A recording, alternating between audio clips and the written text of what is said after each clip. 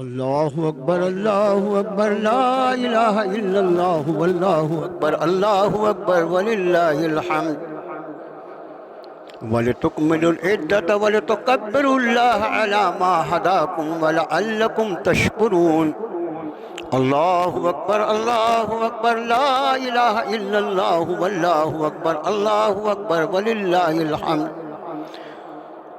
اِنَّا أَعْطَيْنَاكَ الْكَوْثَرَ فَصَلِّ لِرَبِّكَ وَانْحَرْ إِنَّ شَانِئَكَ هُوَ الْأَبْتَرُ اللہ اکبر لا الہ الا اللہ واللہ اکبر وللہ الحمد اعوذ باللہ من الشیطان الرجیم بسم اللہ الرحمن الرحیم وَإِذْ تَأَذَّنَ رَبُّكُمْ لَئِن شَكَرْتُمْ لَأَزِيدَنَّكُمْ وَلَئِن كَفَرْتُمْ إِنَّ عَذَابِي لَشَدِيدٌ صدق اللہ العظیم آمنت بما انزل اللہ من کتاب اللہم صلی علی محمد وعلی آل محمد وبارک وسلم۔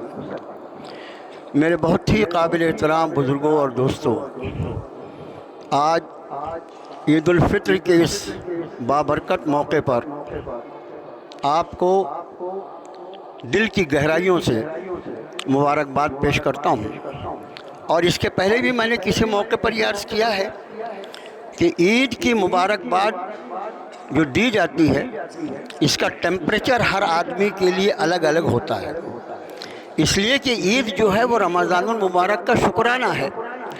جس نے جس درجے میں رمضان کی قدردانی کی ہے وہ اسی درجے میں عید کی مبارکباد کا حقدار ہے۔ لیکن اگر خدا نہ خواستہ کسی آدمی نے رمضان کو شعبان کی طرح گزارا ہے تو اس کو ہم کیوں مبارکباد دیں؟ اس کو تو جناب نبی کریم صلی اللہ علیہ وسلم نے، جن کی ذات کو قرآن نے رؤوف و رحیم فرمایا، انہوں نے منع فرما دیا کہ ایسا شخص جو ہے ہماری عیدگاہ میں نہ آئے۔ جس کو نبی عیدگاہ میں آنے سے منع کر دیں اس کو ہم کس منہ سے مبارکباد دے سکتے ہیں؟ یہ ممکن ہی نہیں ہے۔ بہرحال میں نے جو ایک آیت شریفہ آپ کو پڑھ کر سنایا وہ قرآن پاک کے 13ویں پارے میں سورہ ابراہیم کی 7 نمبر کی آیت ہے۔ سورہ ابراہیم یہ 13ویں پارے میں سورۃ شریفہ ہے، سورہ رات کے بعد، اور اس کی 7 نمبر کی ہے۔ جیسے شروع ہوتی ہے سورۃ شریفہ فوراً ہی آیت مل جائے گی۔ آیت شریفہ کا ترجمہ سماعت فرما کے انشاءاللہ العزیز میں ایسی امید کرتا ہوں اللہ کے ذات سے کہ آپ کا خادم آگے کیا عرض کرنے والا ہے وہ پورا مضمون آپ کے سمجھ میں آ جائے گا۔ رب نے ارشاد فرمایا کہ وَإِذْ تَأَذَّنَ رَبُّكُمْ، جب تمہارے رب نے اس بات سے آگاہ کر دیا، جب تمہارے رب نے اس بات کا اعلان فرما دیا۔ کس بات کا اعلان فرما دیا رب نے؟ لَئِن شَكَرْتُمْ لَأَزِيدَنَّكُمْ، اگر تم شکر کرو گے، اگر تم شکر گزاری کا راستہ اختیار کرو گے، لَأَزِيدَنَّكُمْ، میں ضرور بضرور تمہیں اور زیادہ دوں گا۔ وَلَئِن كَفَرْتُمْ، اور اگر تم ناشکری کرو گے تو إِنَّ عَذَابِي لَشَدِيدٌ، خیال رکھنا میرا عذاب بہت سخت ہے۔ میرے بھائیو، ہمارا وجود اور ہمارے وجود میں اللہ کی انگنت نعمتیں جن کو شمار نہیں کیا جا سکتا۔ دیکھیے، قرآن جو کچھ فرمائے وہ حرف آخر ہوتا ہے، اس میں اگر کوئی چوں چرا کرے تو اس کا ایمان چلا جاتا ہے۔ ایسا ایک کلام اللہ نے ہمارے حوالے کیا جس کا ہر لفظ جو ہے وہ حرف آخر ہو، جس میں کسی کو کوئی مداخلت کا حق نہ ہو، جس میں کسی کی کوئی عقل کوئی دلیل نہ چلتی ہو، اور جس کے آگے پوری کائنات پر خاموشی واجب ہو۔ ایسے کلام کا تم کو اللہ نے وارث بنایا، تم نے اس کی کیا قدردانی کی؟ اس آیت شریفہ کے پڑھنے کے بعد ابھی مجبوری ہے یہ کہ جب تک میں ترجمہ نہ کر دوں اس وقت تک آپ کو یہ نہ معلوم ہوگا کہ رب نے کیا فرمایا۔ اور اسی کے مقابلے میں اگر میں غالب اقبال کا کوئی شعر پڑھ دیتا تو پھر کسی ترجمے کی ضرورت نہ ہوتی، آپ براہ راست سمجھ لیتے واہ مولانا کیا شعر پڑھا ہے۔ کسی شاعر کا شعر سمجھنے کے لیے ہمارے پاس علم ہے، اس کے مقابلے میں کوئی انگریزی کا جملہ کہہ دیتا تو مجمع کا 70 سے 80% لوگ سمجھ لیتے کہ مولانا کیا کہہ رہے ہیں، لیکن رب کا کلام پڑھا گیا اور ہمارا حال یہ ہے معصومیت کا، یا معصومیت میں نے بڑے یعنی مزاحیہ انداز میں کہا ہے، ہم اتنے معصوم ہیں کہ سارے دنیا کا کلام سمجھنے کا ہمارے پاس علم ہے، اور اگر کچھ نہیں سمجھ سکتے تو صرف ہم اللہ کا کلام نہیں سمجھ سکتے۔ فرمایا وَيَسْتَأْذَنَ رَبُّكُمْ لَئِنْ شَكَرْتُمْ لَأَزِيدَنَّكُمْ، تمہارے رب نے یہ ارشاد فرما دیا ہے اگر تم نے شکر کیا تو میں مزید عطا فرماؤں گا، اور اگر تم نے نہ شکر کی تو میرا عذاب بہت سخت ہے۔ تو آپ کا خادم عرض کر رہا تھا کہ قرآن نے فرمایا ان تعدوا نعمت اللہ لا تحصوها، اگر تم اللہ کی نعمتوں کا شمار کرنا چاہو تو تم انہیں شمار نہیں کر سکتے، گن نہیں سکتے۔ تو جہاں سے بات شروع ہوئی تھی کہ یہ حرف آخر ہوئی، جب قرآن نے فرما دیا کہ اللہ کی نعمتوں کا شمار نہیں کیا جا سکتا، اب ہمارا سپر کمپیوٹر بھی اگر اس کو شمار کر کے اللہ کی نعمتوں کی کوئی لسٹ بنائے، یہ اتنے خراب اور اتنے خراب ہے، اس کے بعد بھی ہم کہیں گے کہ ابھی اللہ کی نعمتوں کی تعداد پوری نہیں ہوئی، اس لیے کہ میرے رب نے فرمایا تھا کہ یہ ناقابل شمار ہے۔ یہ میرا ایمان ہونا چاہیے، میرا ایمان ہونا چاہیے، ہر مومن کا یہ ایمان ہونا چاہیے۔ میرے رب نے فرمایا لا تحصوها، تم انہیں نہیں گن سکتے۔ جب میرے رب نے جس نے اس نعمتوں کو بنایا ہے، اگر اس نے یہ فرما دیا تم نہیں گن سکتے تو کوئی نہیں گن سکتا، وہ چاہے سپر کمپیوٹر کا باپ کیوں نہ ہو۔ اتنی انگنت نعمتیں، اور ان نعمتوں کے بارے میں اللہ نے اس آیت شریفہ میں ایک قانون ارشاد فرمایا۔ دیکھو اللہ نے جو نعمتیں ہمیں عطا فرمائی ہیں ان میں سب سے زیادہ عظیم ترین نعمت جو ہے وہ ہدایت ہے۔ ہمیشہ خیال رکھو، زندگی جو ہے، زندگی صرف ہمیں تھوڑی دی گئی ہے، زندگی تو انگنت جانداروں کو اللہ نے عطا فرمائی ہے۔ نہ جانے کتنے اللہ کی زمین پر اللہ کے ایسے بندے جی رہے ہیں جو اللہ کی نعمتوں سے پوری طرح فائدہ اٹھا رہے ہیں، اور اس کے بعد بھی مسلسل اللہ کی مخالفت کیے جا رہے ہیں۔ وہ بھی تو انسان ہے نا، بندے اللہ ہی کے ہیں، بندے اللہ ہی کے ہیں۔ کوئی حقیقت جو ہوتی ہے، حقیقت کے بارے میں یہ بات خیال رکھنا کہ حقیقت ماننے نہ ماننے کی محتاج نہیں ہوتی۔ جیسے سورج چمک رہا ہے، اس کی روشنی کو ہم آپ دیکھ رہے ہیں، ہم یہ کہیں گے الحمدللہ اللہ نے سورج کو طلوع فرمایا، سورج میں روشنی ہے، لیکن کوئی نابینا ہو، اندھا ہو، اس کو دکھائی نہ دے، وہ بولے میں نہیں مانتا سورج، تو اس کے نہ کہنے سے سورج کی چمک میں کوئی فرق نہیں پڑے گا۔ تو حقائق میں ذات الہی کا ہونا، ایک اللہ، ایک معبود جو اکیلا پوری کائنات کا خالق بھی ہے، وہی مالک بھی ہے، وہی حاکم بھی ہے، اسی کی حکومت بھی ہے، اسی کے فیصلے بھی چلتے ہیں، اور اس کے سوا کسی کا فیصلہ یہاں نافذ نہیں ہو سکتا۔ اسی لیے قرآن نے اہل ایمان سے فرمایا قُلْ لَن يُصِيبَنَا إِلَّا مَا كَتَبَ اللَّهُ لَنَا هُوَ مَوْلَانَا وَعَلَى اللَّهِ فَلْيَتَوَكَّلِ الْمُؤْمِنُونَ۔ آپ کہو اے لوگوں، تم کہو کہ ہم پر کوئی چیز نہیں پہنچ سکتی، ہمیں کوئی مصیبت چھو نہیں سکتی، کسی مصیبت کی طاقت نہیں کہ ہم پہ پڑ جائے۔ لَن يُصِيبَنَا، یہ لن کا لفظ جو عربی میں استعمال ہوتا نہیں کے لیے، وہ ایسا لفظ ہے جس کا ترجمہ کیا جائے ہرگز نہیں۔ کچھ الفاظ ہے تو جس کو نہیں بولتے، کوئی نہیں جو ہے وہ ہاں میں تبدیل ہو جاتا ہے، لیکن کچھ ایسی چیزیں ہیں جو کبھی ہاں میں تبدیل نہیں ہو سکتی، اس کے لیے لن کا استعمال عربی میں ہوتا ہے۔ قُلْ لَن يُصِيبَنَا، آپ کہیے کہ ہم میں ہرگز کوئی تکلیف نہیں پہنچ سکتی، اِلَّا مَا كَتَبَ اللَّهُ لَنَا، سوائے اس کے جو اللہ نے ہمارے لیے لکھ دیا۔ كَتَبَ اللَّهُ لَنَا، اللہ نے ہمارے لیے لکھ دیا۔ ہماری جس طرح ہمارا مالک اللہ ہے، ہماری تقدیر کا بھی مالک اللہ ہے، جس طرح ہمارا مالک اللہ ہے اسی طرح جو کچھ ہمارے لیے مقدر کیا گیا ہے اس کا بھی مالک اللہ ہے، اس پر بھی کسی کی حکومت ذرا برابر نہیں چلتی۔ لن یصیبنا الا ما کتب اللہ لنا هو مولانا، وہ ہمارا مولا ہے، وہ ہمارا ولی ہے، وہ ہمارا کارساز ہے، وہ ہمارا سرپرست ہے، وہ ہمارا نگہبان ہے، وہ ہمارا طرفدار ہے۔ اس ولی اور مولا کے کتنے ترجمے کیے جا سکتے ہیں عربی میں؟ ہمارے علماء سے پوچھی، وہ بتائیں گے کہ ولی اور مولا جو ہوتے ہیں اس کے ترجمے کتنے ہوتے ہیں۔ ہوا مولانا، یہ مت سمجھنا یہ امت مسلمہ کوئی ایسی چیز ہے کہ جس کو نرم نوالا سمجھ کے جو چاہے اس کو ہضم کر لے۔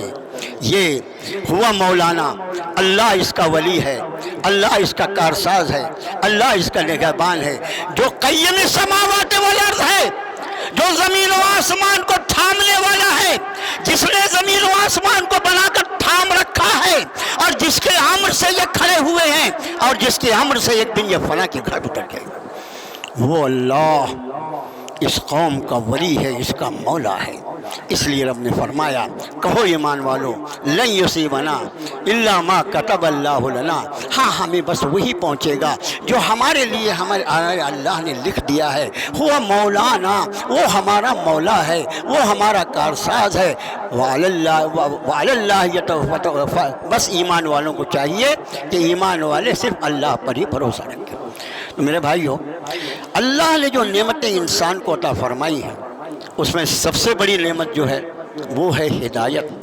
اور ہدایت کبھی اس کو ہم ایمان کہتے ہیں، کبھی دیکھیے معنی کے اعتبار سے اور پھر اس کی لغت کی اگر تشریح کی جائے تو اس کی بہت تشریح ہوتی ہے، لیکن عام ہمارے جیسے عام آدمی کے لیے، میرے جیسے کم پڑھے لکھے آدمی کے لیے جو تشریح کی جا سکتی ہے وہ یہ کہ اسی کو ہدایت کہا جاتا ہے، اسی کو ایمان کہا جاتا ہے، اسی کو اسلام کہا جاتا ہے، اسی کو اللہ کا وہ راستہ کہا جاتا ہے جس راستے پر چل کر بندہ اپنے رب تک پہنچ جاتا ہے۔ ان ربی علی صراط مستقیم، میرا رب اس تک پہنچنے کا راستہ سیدھا سیدھا ہے۔ تو میرے بھائیوں، سب سے بڑی نعمت جو ہے وہ ہدایت، اور اس کے بعد پھر ان گنت نعمتیں جو ہم مسلسل برت رہے ہیں۔ دیکھیے جو لوگ بیچارے اللہ کے وجود کے بارے میں بکواس کرتے رہتے ہیں، ابھی ماضی قریب میں آپ نے دیکھا کہ ایک بڑا مناظرہ ہوا تھا، اب انٹرنیشنل لیول پر وہ بہت مشہور اور معروف ہوا کہ یہ جو پوری کائنات چل رہی ہے یہاں پر ہوا جو اللہ کی نعمت ہے، جس سے ہماری سانس چلتی ہے، اس ہوا کی موجودگی میں، ہوا میں اللہ نے یہ طاقت رکھی ہے کہ وہ انسان کے جسم میں جائے اور اس کے بعد واپس آئے۔ یہ اللہ کا امر کام کرتا ہے۔ جو آدمی مر جاتا ہے، جس کی وفات ہو جاتی ہے، ہوا بھی موجود رہتی ہے، پھیپھڑے بھی موجود رہتے ہیں، لیکن اللہ کا امر نکل جاتا ہے اور اس کی سانسیں رک جاتی ہیں۔ پوچھنے والا پوچھ سکتا ہے نا کہ جو پھیپھڑے کام کر رہے تھے وہ پھیپھڑے بھی ہیں اور ہوا بھی موجود ہے، یہ سانس کیوں نہیں لے رہا ہے؟ اس لیے سانس لے رہا تھا کہ اللہ کا امر تھا تو وہ سانس لے رہا تھا، اللہ کا امر ختم ہو گیا، اس کو سانس لینا بند ہو گیا۔ اب آپ انداز فرمائیں کہ یہ ہوا، اگر اسی ہوا کو اللہ عز و جل ایک منٹ کے لیے منجمد کر دے، جما دے، جیسے کوئی سخت چیز ہوتی ہے، جیسے پتھر ہوتا ہے، جیسے وہ چیزیں ہوتی ہیں جو اپنی جگہ سے ہل نہیں سکتی، اس کو منجمد کہا جاتا ہے۔ اور یہ ہوا جو ہے اس میں اللہ نے رفتار عطا فرمائی ہے، یہ مسلسل چل رہی ہے، اس کے چلنے کی وجہ سے ہمارے جسم میں جا رہی ہے اور واپس آ رہی ہے، اور اس عمل تنفس پہ اللہ نے ہمیں زندہ رکھا ہے۔ صرف ایک منٹ کے لیے اللہ اپنی اس مخلوق ہوا کو منجمد کر دے تو ساری انسانیت فنا کے گھاٹ اتر جائے گی۔ پھر کوئی غنڈہ ایسا نہیں بچے گا جو کسی کے گھر میں گھس کے جا کر کسی کو مار دے، کوئی ایسا مردود نہیں بچے گا جو بچوں کے اسکولوں پر بمباری کرے، اور کوئی غنڈے سے پوچھنے والے نہ ہو کہ ان بچوں نے کیا قصور کیا تھا۔ پھر کوئی ایسا غنڈہ باقی نہیں رہے گا جو بچوں کے اسپتال پر حملہ آور ہو جائے۔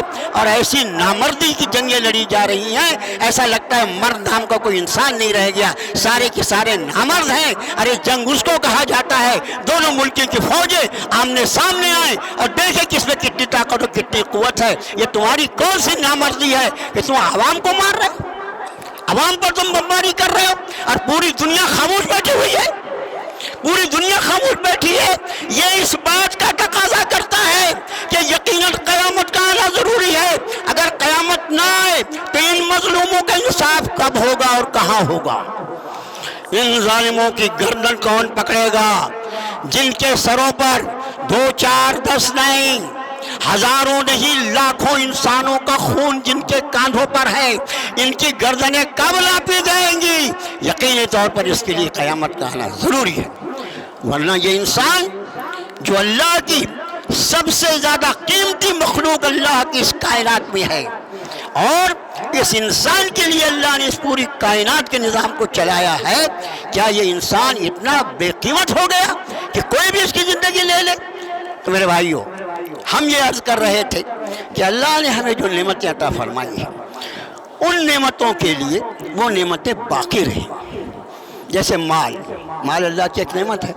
جب مال اللہ، دیکھیے جو لوگ چندہ کرنے والے ہیں، میری درخواست ہے کہ جو مسجد کے جو چندہ کرنے والے لوگ ہیں وہ اپنا چندے کا کام شروع کر دیں، اس لیے کہ آخر میں جب شروع ہوتا ہے تو کئی لوگ ایسے ہوتے ہیں جن تک ہمارے کارکن پہنچ نہیں سکتے، بعد میں انہیں شکایت ہوتی کہ بھئی ہمارے پاس کوئی آیا نہیں، ورنہ ہم تو چندہ دینے ہی والے تھے۔ میں ان لوگوں کی بات نہیں کر رہا ہوں جن کے کپڑوں میں جیب نہیں ہوتا، ان کی بات نہیں کر رہا ہوں، میں ان کی بات کر رہا ہوں جو واقعی دینے کا بڑا ارادہ رکھتے ہیں اور پھر ہمارے کارکن وہاں تک نہیں پہنچتے۔ تو اس لیے میرا ابھی 10 منٹ الحمدللہ باقی ہے، تو ابھی سے آپ چلنے کا کام شروع کر دیں، اور درمیان میں یہ تقریر کے تو ایک ہوتی ہے، کچھ ضروری باتیں کرنی ہوتی ہیں۔ دیکھیے ہمارے ملک میں مختلف دینی تنظیمیں اور مختلف جماعتیں کام کر رہی ہیں، اور ہم سب کاموں سے پورا اتفاق رکھتے ہیں، کسی سے کوئی اختلاف، طریقہ کار الگ الگ ہے، لیکن ساری دینی جماعتیں اور دینی تنظیمیں جو ہیں ان کا مقصد اللہ کے بندوں کو اللہ کی طرف متوجہ کر دینا ہے۔ طریقہ کار الگ ہونے کی وجہ سے کام میں فرق ہونے کا کوئی فرق نہیں ہوتا، مقصد میں کوئی فرق نہیں ہے۔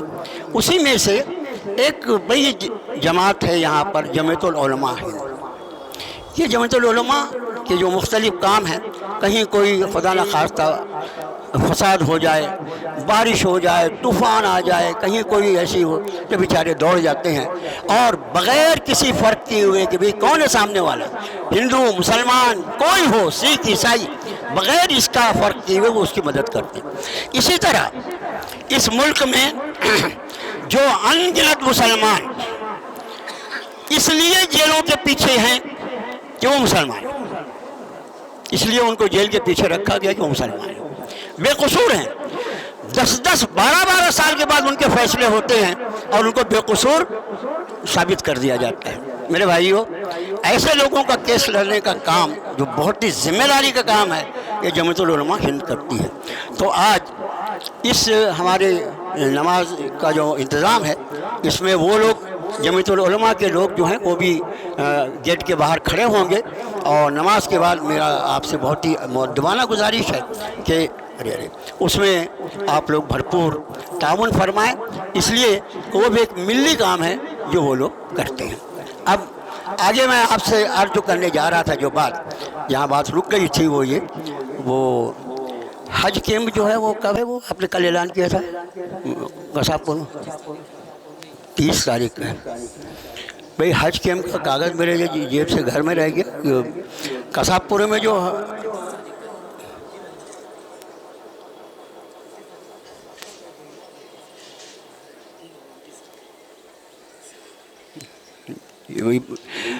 اپنے حاجیوں کے لیے حج کیمپ کی جو مختلف انتظامات کیے جاتے ہیں، اس میں جمعیت العلماء کے جانب سے قصاب پورہ مسجد میں حاجیوں کے لیے ایک کیمپ کا انتظام کیا گیا ہے۔ 29 تاریخ کو، آج ہم یہاں پر بیٹھے ہوئے ہیں 21 تاریخ میں، 29 تاریخ کو قصاب پورہ جامع مسجد جو ہے وہاں پر حاجیوں کے لیے کیمپ کا انتظام کیا گیا ہے۔ جو اس سال حج کے لیے جا رہے ہیں، حج جو ہے وہ کرنے کے پہلے سیکھنے کی عبادت ہے، بغیر سیکھے نہیں کرنے کا۔ بہت سارے ایسے کمپلیکیٹڈ مسائل ہیں کہ آدمی اگر خدا نخواستہ اس مسئلے میں پھنس جائے تو اس کو بہت پریشانی ہو سکتی ہے، تو اس لیے اور خواتین کے لیے خاص انتظام رہے گا۔ صبح 10 بجے سے لے کر شام 5 بجے تک کا وہ پروگرام ہے۔ نماز ظہر کے بعد وہاں ان لوگوں کے لیے جو حجاج کرام، ان کے لیے کھانے کا بھی انتظام رہے گا۔ اور یہ نماز جو ہو رہی ہے ینگ مسلم فٹ بال گراؤنڈ میں، اپنے اصل میں اس کی شروعات جو ہے وہ اللہ تعالیٰ ہمارے ناظم انصاری صاحب اور ان کے رفقا ان کو جزائے خیر عطا فرمائے، اپنی شان کے مطابق اجر و ثواب عطا فرمائے کہ انہوں نے اس نماز کو خاص حالات پیش آئے تھے ناگپور شہر میں جس کے بعد شروع کیا تھا، اور پھر اسی وجہ سے ان کے بعد ناظم اکیڈمی جو ہے اس نماز کو چلا دیا۔ لیکن گراؤنڈ جو ہے وہ جنگ مسلم فٹ بال گراؤنڈ ہے، انہوں نے اس کی اجازت دی، تو میں چاہوں گا کہ ان کا بھی شکر ادا کر دیا جائے، اور اس کے ساتھ ہی پولیس پرشاسن، اس لیے کہ آج کل تو خیر ابھی تک تو یہ ہے کہ بھئی کچھ بولنا ہے، کچھ کہنا ہے، کہیں لاؤڈ اسپیکر لگانا ہے، اس کے لیے پرمیشن دو۔ اب اس کے آنے والے وقت میں کس کس چیز کی پرمیشن کی ضرورت پڑے گی ہم کو نہیں معلوم، اللہ ہی بہتر ہے، اللہ ہی نگہبان ہے۔ تو پولیس پرشاسن کا بھی میں شکر ادا کرتا ہوں کہ انہوں نے اجازت دی ہم کو یہاں، ورنہ وہ اجازت نہیں دیتے تو ہم لاؤڈ اسپیکر کا استعمال بھی نہیں کر سکتے تھے، اور وہ یہاں بڑی تعداد میں موجود بھی ہیں۔ اس لیے میری کوشش یہ ہوتی ہے کہ میری تقریر میں جو کوئی ثقیل اردو لفظ نہ آنے پائے، اور کوئی ایسا لفظ آ گیا تو میں کوشش کرتا ہوں اس کا اردو اور ہندی میں ترجمہ ہو جائے۔ میرے بھائیوں، عرض ہم یہ کر رہے تھے کہ جو اللہ کی نعمتیں ہمیں اللہ نے عطا فرمائی ہیں، ان نعمتوں کا موجود رہنا ہمارے پاس باقی رہے اور اس میں مزید برکت ہو، اس کا طریقہ قرآن نے بتایا کہ لئن شکرتم لازیدنکم، اگر تم شکر کی روش اختیار کرو گے۔ اور کسی بھی نعمت کا شکر کیا ہے، اس کا سب سے پہلا شکرانہ یہ ہے کہ یہ تسلیم کیا جائے کہ یہ نعمت صرف میرے اللہ کی طرف سے ہے، صرف میرا اللہ، یا ایھا الناس انتم الفقراء الی اللہ، اے انسانوں تم سب کے سب اللہ کے سامنے فقیر ہو، تم سب کے سب فقیر ہو۔ بظاہر تمہیں کوئی شیر دکھائی دیتا ہے، کوئی فلاں دکھائی دیتا ہے، لیکن حقیقت کے اعتبار سے تم سب کے سب اللہ کی بارگاہ میں فقیر ہو، اور واللہ هو الغنی الحمید، اللہ وہی غنی اور وہی حمید ہے۔ پہلی بات، جو نعمت مجھے میسر ہے میرے اللہ کی طرف سے ہے، اس کے سوا ساری کائنات فقیر ہے، کسی کو کوئی کچھ دے سکے یہ ممکن نہیں ہے، ناممکنات میں سے۔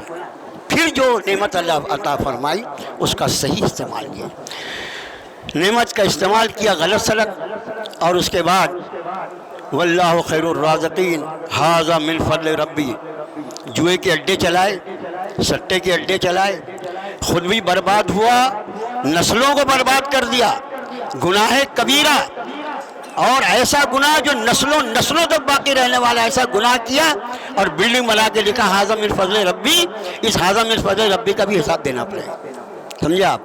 جو کرو وہ دین نہیں ہے، دین وہ ہے جو اللہ کی کتاب میں ہے، دین وہ ہے جو محمد الرسول اللہ کی حیات طیبہ میں، اس کے سوا کچھ دین نہیں۔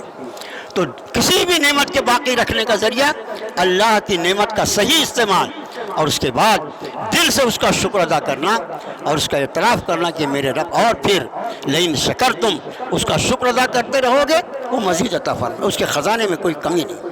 لیکن اگر تم ناشکری کرو گے، اس کے خلاف کرو گے تو ان عذابی لشدید، خیال رکھنا میرا عذاب بہت سخت ہے۔ جب میں نعمتوں کو چھیننے پر آؤں تو میں نے فرعون کو کیسے غرق کر دیا، تم کو میں نے تو اپنے کلام میں بتایا ہے۔ میں نے قوم عاد کے ساتھ اور قوم سمود کے ساتھ کیا، تم نے دیکھا۔ میں نے قوم لوط کو جہاں سے اٹھا کر بے نام و نشان کر دیا تھا، جارڈن میں اس ڈیڈ سی کو تم اپنی نگاہوں سے جا کر دیکھو، میں نے اس پورے زمین کے حصوں کو آسمانی کی بلندی میں اٹھا کر پھینک دیا تھا۔ میں ایسا اللہ ہوں، میں ایسا اللہ ہوں، میں جو چاہوں وہ کر سکتا ہوں، اور میری مرضی کے کوئی آڑے نہیں آ سکتا۔ میرے بھائیو، اللہ کی فرما برداری جس کا سبق دے کر ماہ مکرم گیا ہے، بقیہ 11 مہینوں میں اس تقوی اور پرہیزگاری کا لحاظ رکھا جائے، اس کا بہت خیال رکھیں۔ اور اس کے بعد ہم انسانوں کو کیا دے سکتے ہیں، ہم انسانوں کی کیا خدمت کر سکتے ہیں، ایثار اس کو کہا جاتا ہے۔ ایثار کہتے ہیں دوسرے کی ضرورت پر اپنی ضرورت کو قربان کر دینا۔ بھوک مجھے بھی لگی ہے، سامنے والا بھی بھوکا ہے، ایک روٹی آتی ہے، ضرورت تو میں بھی رکھتا ہوں، مجھے بھی بھوک لگی ہے، لیکن میں نے یہ روٹی سامنے والے کو دے دیا، میں نے اس روٹی کا بھی ثواب حاصل کیا، اور مزید اپنے بھوک میں نے ایثار کر دیا، اس کا بھی مجھے ثواب ملے گا۔ بس میرے بھائیوں، ہم دیکھیں کہ ہم انسانیت کے لیے کتنا مفید ثابت ہو سکتے ہیں، کتنا فائدہ مند ثابت ہو سکتے ہیں، اور اپنی دعاؤں میں دیکھو اس ملک میں جو حالات ہیں، اور پھر انٹرنیشنل لیول پر جو حالات ہیں جس سے پوری دنیا جوجھ رہی ہے ہمارے اور آپ کے سامنے، اس پر کوئی بیان نہیں کرنا ہے، لیکن اللہ اس خوف کے حالات کو، اس جنگ و جدال کے حالات کو اللہ تعالیٰ امن سے بدل دے، اس لیے کہ امن اللہ کی وہ نعمت ہے کہ جب امن ہوتا ہے تو اللہ کی ساری نعمتیں نعمت ہوتی ہیں، اور اگر اللہ امن کو چھین لے، امن کو ہٹا لے، تو پھر ساری نعمتیں جو ہوتی ہیں وہ بیکار ہو کر رہ جاتی ہیں۔ نہ آدمی سلیقے سے نماز پڑھ سکتا، نہ سلیقے سے روزہ رکھ سکتا، نہ سلیقے سے روزہ افطار، کچھ نہیں کر سکتا اگر امن ہٹ جائے۔ تو امن جو اللہ کی نعمت ہے اس کو ہر حال میں برقرار رکھا جائے، ہماری وجہ سے کوئی بدعملی نہ پیدا ہونے پائے، ہماری وجہ سے کوئی ایسا کام نہ ہونے پائے جس کی وجہ سے لوگوں میں کوئی انتشار اور خلفشار کی ضرورت۔ بس آخری جو 2 منٹ بچے ہیں اس میں آپ کو نماز کا طریقہ بتا دوں، وہ بھی میرے ذمہ ہے، اور وہ یہ کہ جس طرح آج آپ نے فجر کی نماز پڑھی، 2 رکعت فجر کی نماز امام کے پیچھے پڑھی نا، تو ویسے یہ 2 رکعت وہ فرض تھی، واجب ہے۔ نیت کرتا ہوں وہ 2 رکعت واجب نماز عید الفطر ادا کرنے کے پیچھے سے امام کے، اور منہ میرا طرف کعبہ شریف کے وغیرہ وغیرہ جو بولتے ہیں آپ بولیں۔ اتنا لمبا نہیں یاد رہتا تو اقتدیت بہذا الامام، ٹھیک ہے ابھی صاحب، اقتدیت یہ اتنا یاد کر لو، اقتدیت بہذا الامام، میں نے اقتدا کی اس امام کی۔ یہ تم کو یہ نمازیں اتنی سب نمازوں میں کام آئی، جو نماز میں گئے جماعت والی بس کھڑے ہوئے اقتدیت بہ اللہ اکبر، ہو گئی آپ کی پوری نیت۔ امام نے جو اقتدا نیت کیا وہ میری نیت، امام کو میں پیچھے ہوں۔ اچھا وہ اقتدیت بہذا، اقتدیت کو کبھی اقتدیتا بول دیا تو ذرا کچھ ہو جائے گا، اقتدیت بہذا الامام، اقتدیتا دوسرے معنی میں ہو جاتا ہے۔ اس کے بدلے میں اس امام کی اقتدا کرتا ہوں، میں اس امام کی اقتدا، اور جلدی بولنا ہے، آئی فالو دس امام، یہ یاد رہے گا، آئی فالو دس امام، ہو گئی نیت آپ۔ ارے وہ اللہ میرے جذبات کو بھی جاننے والا ہے، تم زبان کی کیا بات کرتے ہو، میرے دل کے وسوسوں کو جانتے۔ اب اس میں صرف پہلی رکعت میں نیت باندھنے کے بعد ثنا کے بعد 3 تکبیریں زائد کرنا ہے، اللہ اکبر اللہ اکبر اللہ اکبر، آپ نے چوتھی ہاتھ باندھ لینا ہے، اور اس کے بعد دوسری رکعت میں رکوع میں جانے کے پہلے 3 تکبیریں ہیں، رکوع میں جانے کے پہلے قرأت ختم ہوگی دوسری رکعت کی، 3 بار اللہ اکبر ہاتھ اٹھایا، اللہ اکبر ہاتھ، 3 تکبیریں کر دی، اور چوتھی مرتبہ جب اللہ اکبر ہوگا وہ رکوع کا ہوگا، اس میں ہاتھ نہیں اٹھانا ہے، ہاتھ اٹھا بھی لیے تو گناہ نہیں ہوگا لیکن نہیں اٹھانا ہے، آپ سمجھے، ہاتھ یہاں اٹھانا نہیں، مسلمان پر ہاتھ نہیں اٹھانا، اس کا خیال رکھنا، مسلمان پر ہاتھ اٹھانا حرام ہے، یہ خیال رہے، اور اگر نہیں اٹھانا اٹھ گیا، یہ اتنا بڑا مجمع ایسا مجمع ہے کہ خدا نہ خواستہ نماز کا واجب چھوٹ جائے تو یہاں واجب کو پورا کرنے کے لیے سجدہ سو بھی نہیں کیا جاتا بھائی، یہ اتنا بڑا مجمع اللہ کو اتنا پسند ہے کہ تم جو کرو سب عبادت، تم جو کرو سب اللہ کی بارگاہ میں قبول ہے۔ لیجئے ٹھیک 8 بجے ہیں اور نماز شروع کی جا رہی ہے، صفحے درست کر لیجیے۔ اللہ اکبر،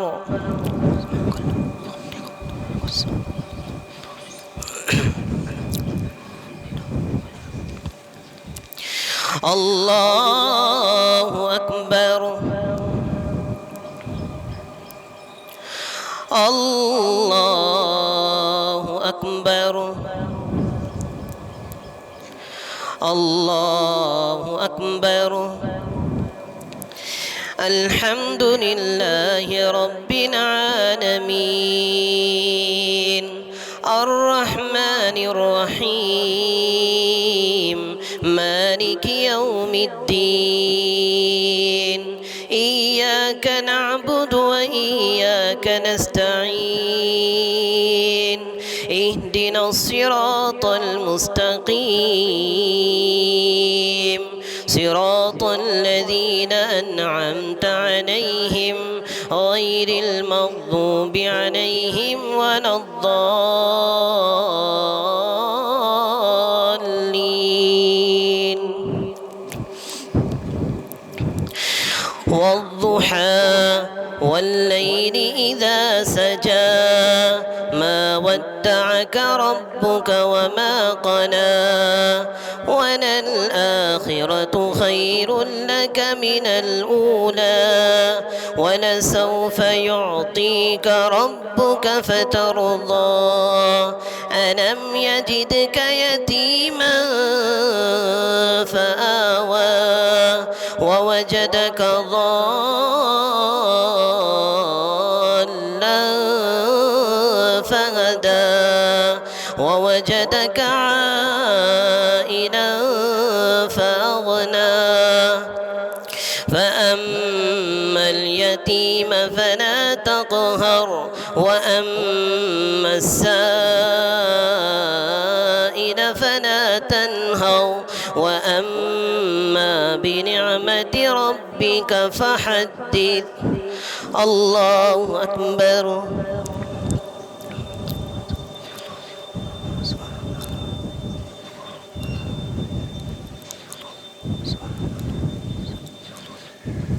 سمع الله لمن حمده. الله أكبر.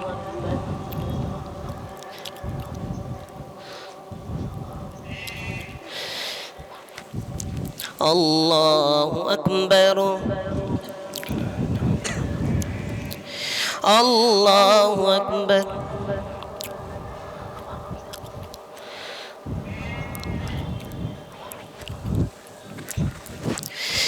الله أكبر. الحمد لله رب العالمين الرحمن الرحيم مالك يوم الدين إياك نعبد وإياك نستعين اهدنا الصراط المستقيم صراط الذين أنعمت عليهم غير المغضوب عليهم ولا الضالين.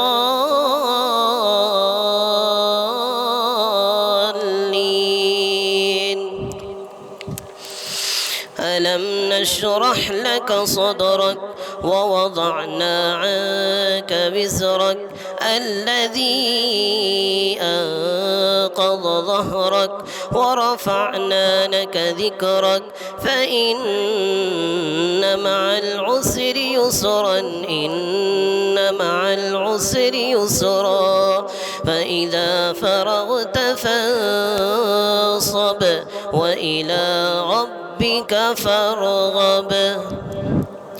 الله أكبر. الله أكبر. الله أكبر. الله أكبر.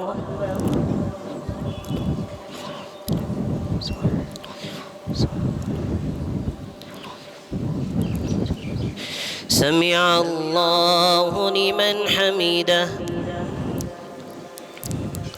الله أكبر.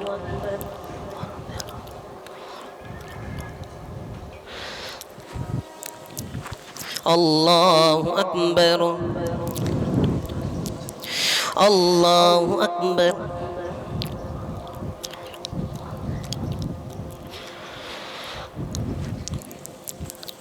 الله أكبر.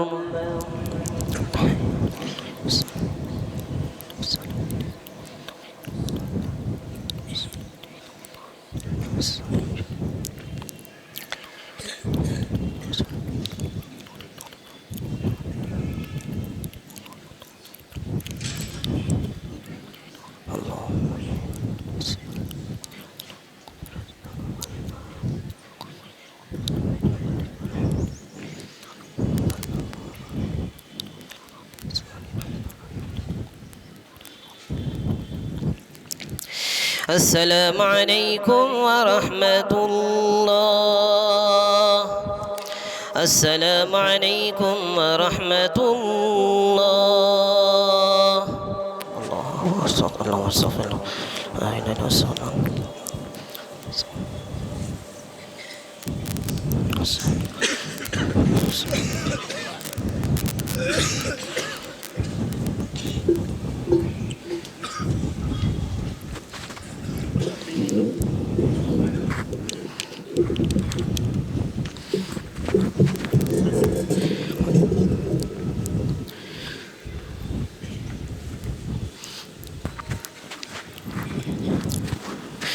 الله أكبر. الله أكبر. الله أكبر. الله أكبر. الله أكبر. الله أكبر الله أكبر الله أكبر الله أكبر الله أكبر. ما صدحت الأصوات بالتكبير في المساجد. الله أكبر. ما سبح لله راكع وساجد. الله أكبر.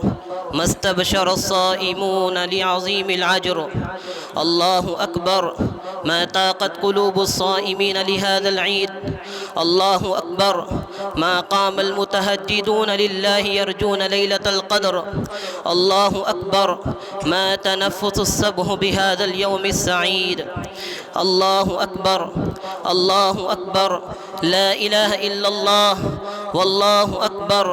الله أكبر ولله الحمد. الحمد لله المنعم المحسن الديان ذي الفضل والجود والإحسان ذي الكرم والمغفرة والامتنان. الله أكبر. الله أكبر. لا إله إلا الله والله أكبر. الله أكبر ولله الحمد. ونشهد أن لا إله إلا الله وحده لا شريك له. ونشهد أن سيدنا ومولانا محمدا عبده ورسوله الذي أرسل حين شاع الكفر في البلدان. الله أكبر. الله أكبر. لا إله إلا الله والله أكبر. الله أكبر ولله الحمد. صلى الله عليه وعلى آله وأصحابه ما لمع القمران وتعاقب الملوان. الله أكبر. الله أكبر. لا إله إلا الله والله أكبر. الله أكبر ولله الحمد. أما بعد فاعلموا أن يومكم هذا يوم عيد لله عليكم فيه عوائد الإحسان. الله أكبر. الله أكبر. لا إله إلا الله والله أكبر. الله أكبر ولله الحمد. ورجاء نيل الدرجات والعفو والغفران. الله أكبر. الله أكبر. لا إله إلا الله والله أكبر. الله أكبر ولله الحمد. وقد قال رسول الله صلى الله عليه وسلم إن لكل قوم هذا وهذا إن لكل قوم وهذا إن لكل قوم عيدا وهذا عيدنا. الله أكبر. الله أكبر. لا إله إلا الله والله أكبر. الله أكبر ولله الحمد. وقال رسول الله صلى الله عليه وسلم فإذا كان عيدهم يعني يوم فطرهم باها بهم ملائكته فقال يا ملائكتي ما جزاء وجير وفى عمله. قالوا ربنا ما جزاء وجير وفى أجره. قال ملائكتي عبيدي وإمائي قضوا عليهم ربهم ثم يعجون إلى الدعاء. فقال يا ملائكتي مع عبيدي وإمائي قضوا عليهم قضوا ثم يعجون إلى الدعاء. وعزتي وجلالي وكرمي وعلوي وملائكة المقربين. الله أكبر. الله أكبر. لا إله إلا الله والله أكبر. الله أكبر ولله الحمد.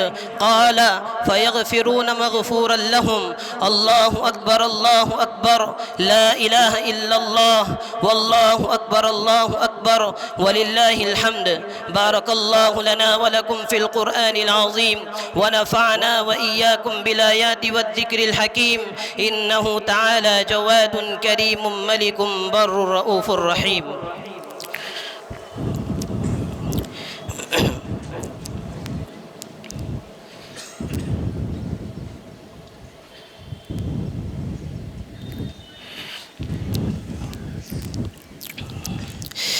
الله أكبر. الله أكبر. الله أكبر.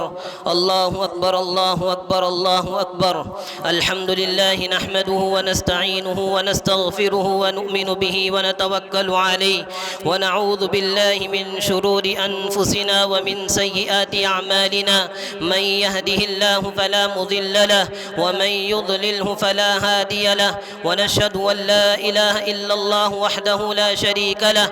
ونشهد أن سيدنا وسندنا وحبيبنا ومولانا محمدا عبده ورسوله أرسله بالحق بشيرا ونذيرا إن الله وملائكته يصلون على النبي يا أيها الذين آمنوا صلوا عليه وسلموا تسليما اللهم صل وسلم وبارك على محمد وعلى آله وأصحابه أجمعين إلى يوم الدين خصوصا على أمير المؤمنين سيدنا أبي بكر الصديق رضي الله تعالى عنه وعلى أمير المؤمنين سيدنا عمر بن الخطاب رضي الله تعالى عنه وعلى أمير المؤمنين سيدنا عثمان بن عفان رضي الله تعالى عنه وعلى أمير المؤمنين سيدنا علي بن أبي طالب رضي الله تعالى عنه وعلى الإمامين سيدنا الحسن والحسين رضي الله تعالى عنهما وعلى أمهما سيدة النساء فاطمة الزهراء رضي الله تعالى عنها وعلى عميه سيدنا الحمزة والعباس رضي الله تعالى عنهما وعلى الستة الباقية من العشرة المبشرة وعلى سائر الصحابة والتابعين رضوان الله تعالى عليهم أجمعين اللهم اغفر لنا وللمؤمنين والمؤمنات والمسلمين والمسلمات الأحياء منهم والأموات برحمتك يا أرحم الراحمين أعوذ بالله من الشيطان الرجيم إن الله يأمر بالعدل والإحسان وإيتاء ذي القربى وينهى عن الفحشاء والمنكر والبغي يعظكم لعلكم تذكرون اذكروا الله يذكركم وادعوه يستجب لكم ولذكر الله تعالى أعلى وأولى وأعز وأجل وأتم وأهم وأكبر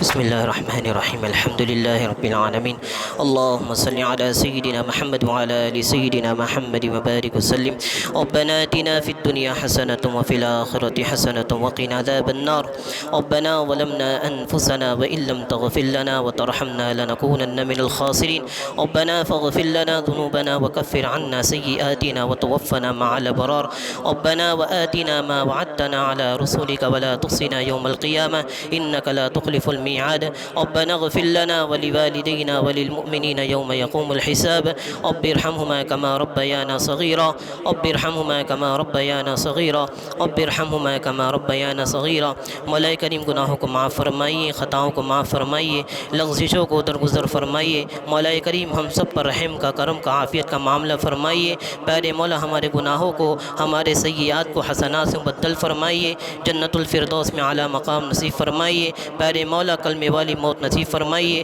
توحید الہیت والی موت نصیب فرمائیے پیارے مولا مرتے وقت کلمہ نصیب فرمائیے پیارے مولا رمضان کے اندر جتنی بھی عبادتیں کی ہیں ان تمام عبادتوں کو قبول فرمائیے ذکر و اذکار کو قبول فرمائیے پیارے مولا تمام کو قبول فرمائیے پیارے مولا ہمارے والدین کی مغفرت فرمائیے ہمارے والدین کی مغفرت فرمائیے پیارے مولا مرحومین کی مغفرت فرمائیے پیارے مولا جو اس دنیا سے جا چکے ہیں ان تمام کی قبر کو نور سے منور فرمائیے ان تمام کی قبروں کو نور سے منور فرمائیے سب کو رسول اللہ صلی اللہ علیہ وسلم کی شفاعت نصیب فرمائیے ہم سب کا ایمان پر خاتمہ نصیب فرمائیے پیارے مولا مریضوں کو شفاء کلی نصیب فرمائیے پیارے مولا مریضوں کو شفاء کلی نصیب فرمائیے جو پریشان حال ہے ان کی پریشانی کو دور فرمائیے سب کو حلال روزی نصیب فرمائیے روزی میں برکت عطا فرمائیے روزیوں میں برکت نصیب فرمائیے کاروبار میں برکت نصیب فرمائیے ہم سب کا اس جگہ آنے کو قبول فرمائیے پیارے مولا آپ کا وعدہ ہے کہ جو عید گاہ آتا ہے اور رمضان کے بعد جب عید الفطر میں آتا ہے اور عید الفطر کی نماز ادا کرتا ہے تو وہ اپنی مغفرت کا پروانہ لے کر جاتا ہے پیارے مولا ہم سب کی مغفرت فرمائیے ہم سب کی مغفرت فرمائیے رسول اللہ صلی اللہ علیہ وسلم کو سچا عاشق بنائیے رسول اللہ صلی اللہ علیہ وسلم کو سچا عاشق بنائیے رسول اللہ صلی اللہ علیہ وسلم نے جتنی بھی خیر کی دعائیں مانگی ہے ان تمام میں ہمارا حصہ نصیب فرمائیے اور جو شرور و فتن سے پناہ چاہیے ان تمام سے ہماری بھی حفاظت فرمائیے ان اللہ و ملائکتہ یصلون علی النبی یا ایھا الذین آمنوا صلوا علیہ وسلموا تسلیما اللهم صل وسلم وبارك على سيدنا محمد وعلى آله وأصحابه أجمعين برحمتك يا أرحم الراحمين